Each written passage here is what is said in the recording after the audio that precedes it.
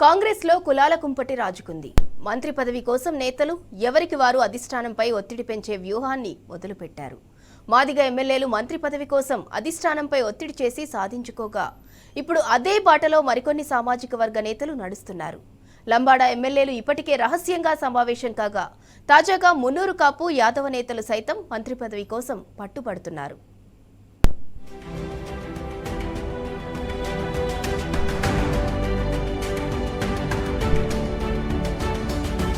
కాంగ్రెస్ పార్టీలో కొత్త వివాదం రాజుకుంది. మంత్రివర్గంలో చోటు కోసం కులాల వారీగా నేతలు కాంగ్రెస్ అధిష్టానంపై ఒత్తిడి పెంచుతున్నారు. కాంగ్రెస్ పార్టీ సోషల్ ఇంజనీరింగ్ పేరుతో మాల, మాదిగలు, ముదిరాజ్ సామాజిక వర్గానికి మంత్రివర్గంలో చోటు కల్పించి ఓసీ సామాజిక వర్గాన్ని పక్కకు పెట్టింది అధిష్టానం. ఇదే అదునుగా భావించిన మిగిలిన సామాజిక వర్గ నేతలు అధిష్టానంపై ఒత్తిడి పెంచే కార్యాచరణ రూపొందించుకున్నారు. ప్రధానంగా మాదిగ సామాజిక వర్గ నేతలు మంత్రి పదవి కోసం తీవ్రంగానే ప్రయత్నించారు. అధిష్టానానికి లేఖలు రాయడంతో పాటు ముఖ్యమంత్రి రేవంత్ రెడ్డిని అనేక సార్లు కలిసి విజ్ఞప్తి చేశారు. ఎస్సీ వర్గీకరణ చేసిన అధిష్టానం ఎమ్మెల్యేల ఒత్తిడితో వారికి మంత్రివర్గంలో చోటు కల్పించాలని నిర్ణయించింది. అందులో భాగంగా మాదిగ సామాజిక వర్గం నుంచి అడ్లూరు లక్ష్మణ్, మాల సామాజిక వర్గానికి చెందిన వివేక్ వెంకటస్వామిని మంత్రివర్గంలో అవకాశం కల్పించింది. ముఖ్యంగా మాదిగ ఎమ్మెల్యేలు చేసిన ప్రయత్నాలు ఫలించడంతో ఇప్పుడు మిగిలిన సామాజిక వర్గ నేతలంతా అదే బాటలో నడుస్తున్నారు.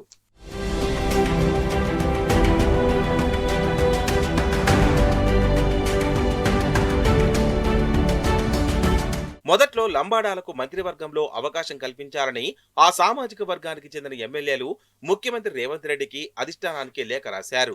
ఆ తర్వాత సైలెంట్ అయిపోయారు. కానీ మాదిగ సామాజిక వర్గ ఎమ్మెల్యేల తరహాలో ఒత్తిడి పెంచకపోవడంతో వారికి కేబినెట్లో అవకాశం దక్కకుండా డిప్యూటీ స్పీకర్ పదవికి పరిమితం చేశారన్న టాక్ ఉంది.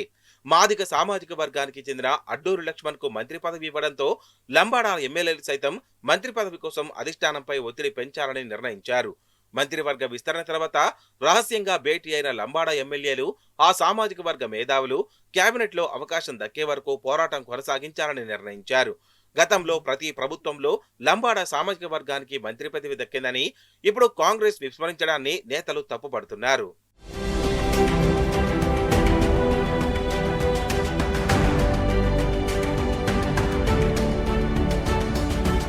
ముదిరాజు సామాజిక వర్గానికి మంత్రి పదవి దక్కడంతో మిగిలిన బీసీ సామాజిక వర్గ నేతలు మంత్రి పదవి కోసం ప్రయత్నాలు ప్రారంభించారు. ఇప్పటికే బీసీ సామాజిక వర్గం నుంచి గౌడ్, పద్మశాలి సామాజిక వర్గాలకు మంత్రివర్గంలో చోటు దక్కగా ఇప్పుడు మున్నూరు కాపు, యాదవ సామాజిక వర్గ నేతలు తమ ప్రయత్నాలను మొదలుపెట్టారు. మున్నూరు కాపు సామాజిక వర్గం నుంచి ప్రభుత్వ విప్ ఆది శ్రీనివాస్ కు మంత్రివర్గంలో చోటు కల్పించాలని ఆ వర్గానికి చెందిన నేతలంతా గాంధీ భవన్ లో పిసిసి అధ్యక్షుడు మహేష్ కుమార్ గౌడ్ ను కలిసి విజ్ఞప్తి చేశారు. యాదవ సామాజిక వర్గ నేతలు సైతం పదవులలో తమకు న్యాయం జరుగుతుందని, బీసీ జనాభాలో అత్యధికంగా ఉన్న తమను విస్మరించడాన్ని నేతలు తప్పుబడుతున్నారు. గొల్ల కురమలకు ఒక మంత్రి పదవితో పాటు ఒక ఎమ్మెల్సీ, 5 కార్పొరేషన్ పదవులు, పార్టీ పదవులకు ప్రాధాన్యత ఇవ్వాలని ప్రభుత్వ విప్ బీర్ల ఐలయ్య డిమాండ్ చేశారు. ఉమ్మడి రాష్ట్రంతో పాటు తెలంగాణ రాష్ట్రంలోనూ యాదవ సామాజిక వర్గానికి పదవులలో ప్రాధాన్యత లభించిందని, కాంగ్రెస్ ప్రభుత్వంలోనూ తమ సామాజిక వర్గానికి గుర్తింపు ఇవ్వాలని డిమాండ్ చేశారు ఐలయ్య. తప్పకుండా గొల్ల కురుమలు నమ్మకానికి మారుపేరినటువంటి మీ జాతికి న్యాయం చేస్తామని చెప్పి, భవిష్యత్తులో మీకు పెద్దపీట వేస్తామని చెప్పి నాకు చెప్పడం జరిగింది. కావున నేను కూడా వాళ్ళకి సమాధానం చెప్తున్నా.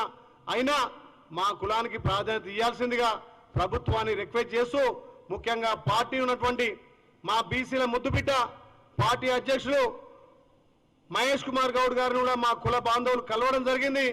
ఆయన కూడా మాట ఇచ్చిండు. సోషల్ ఇంజనీరింగ్ పేరుతో హడావిడి చేస్తున్న కాంగ్రెస్ కు ఇప్పుడు ఎస్టీ, బీసీ సామాజిక వర్గాల నుంచి మంత్రి పదవి కోసం చేస్తున్న ఒత్తిడి తలనొప్పిగా మారిందంటున్నాయి గాంధీ భవన్ వర్గాలు. రానున్న మంత్రివర్గ విస్తరణలో పదవుల కోసం నేతల పోటీ రోజు రోజుకు పెరుగుతోంది. ఈ నేపథ్యంలో ఆశావాహుల నుంచి వస్తున్న డిమాండులను అధిష్టానం ఎలా సెట్ చేస్తుందో చూడాలి.